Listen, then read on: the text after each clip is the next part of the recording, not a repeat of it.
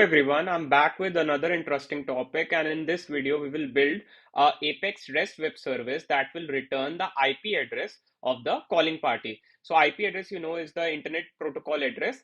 Any machine that uses internet is assigned a IP address. So, requirement is we need to fetch that. So, let's start. Starting with the basics as always, what are REST web services in Salesforce?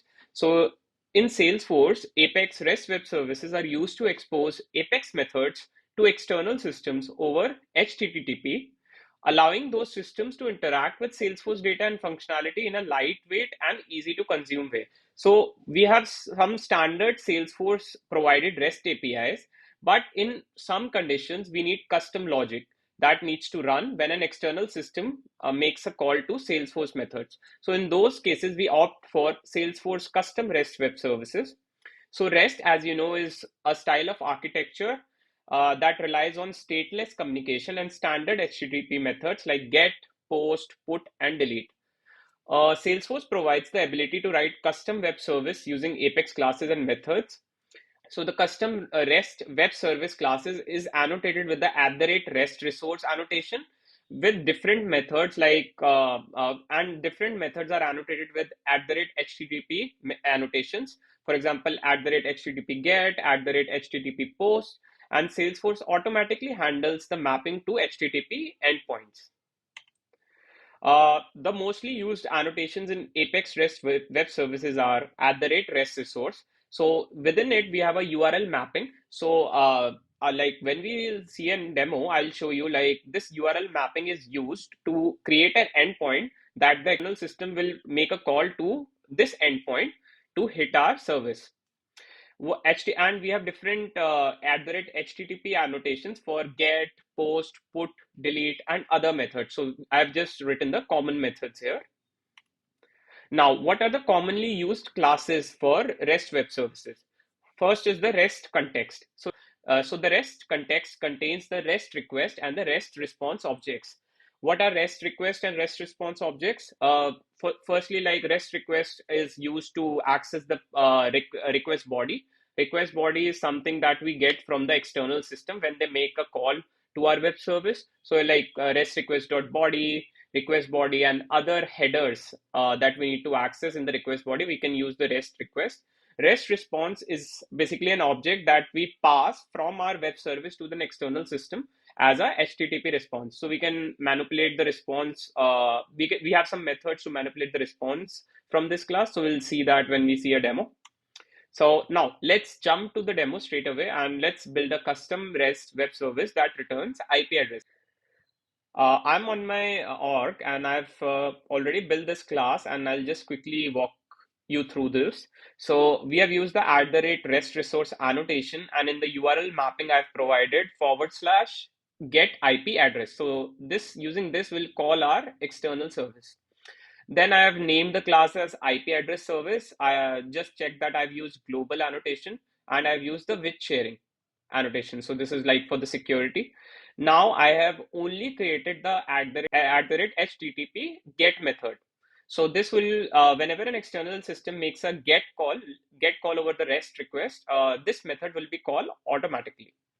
Now the classes, you can see that we have the REST context classes. Within it, we have the dot response that will store in the REST response, right? And now we are trying to retrieve the headers from the incoming request using REST context dot request. So this will fetch us the REST request class variable, and from it we will fetch the dot headers, and then we are storing it in a map of string comma string.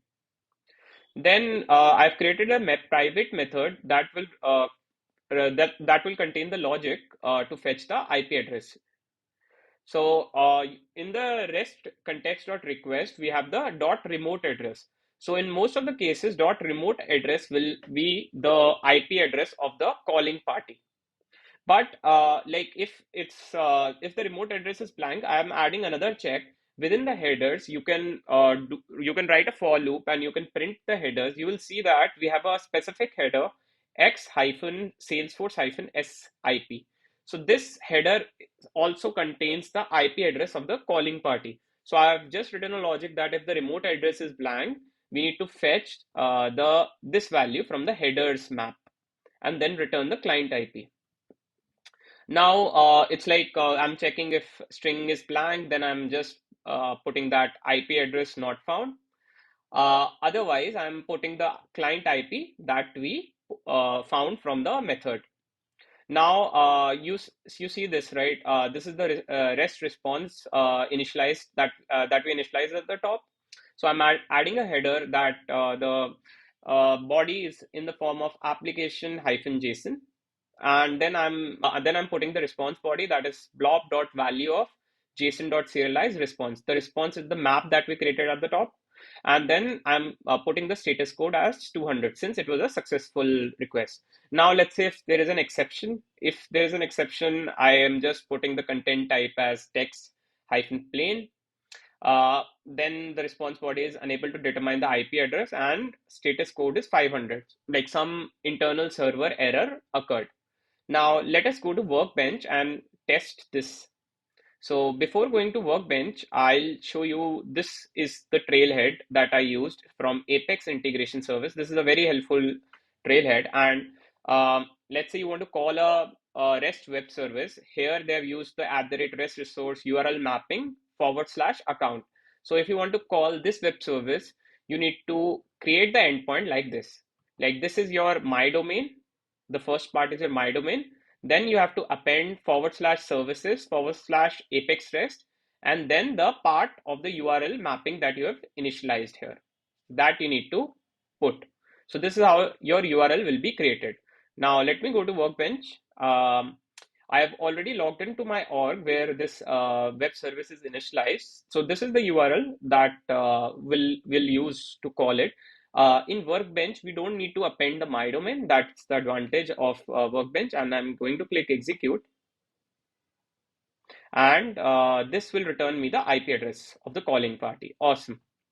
And I can click on show raw response, and I can see the IP here as well. And I can see the headers as well. Now, if I go back to my org, I search for my domain. So I can see that this is my domain that I'll use to create the extended URL that I showed you. Now, our homework for you would be like, instead of using Workbench, you need to make this, you need to create this IP address service in one org and then use another Salesforce org to call this web service. So that would be a homework for you. So that's all for today's session. Hope you learned something new, and do subscribe to my channel for more such videos in the future. Thanks everyone.